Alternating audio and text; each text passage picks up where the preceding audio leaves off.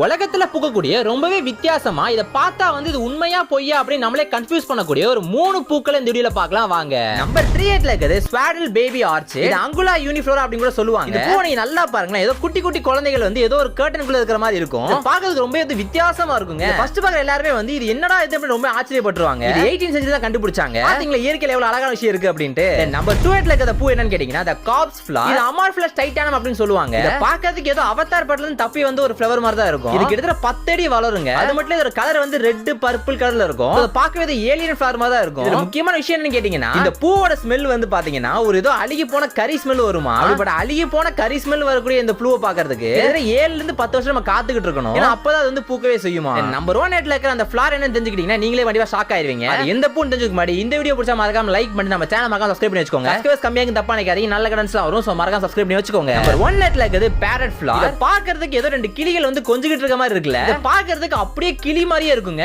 உண்மையா சொல்ல போனா நிறைய வருஷங்கள் வந்து இத மக்கள் வந்து போட்டோஸ் பார்க்கறப்ப இது ஏதோ போட்டோஷாப் பண்ண போட்டோஸ் நினைச்சிட்டு இருந்தாங்க. ஆனா அது உண்மையான ஒரு பூ தான். சொல்ல போனா இது தாய்லாந்துல மட்டும் தான் மேக்ஸிமம் கிடைக்குது. அங்க இருந்து இதை எக்ஸ்போர்ட் பண்றதுக்கு தாய்லாந்து கவர்மெண்ட் தடை விதிச்சிருக்காங்க. ரொம்பவே இன்ட்ரெஸ்டிங்கா இருக்குல்ல.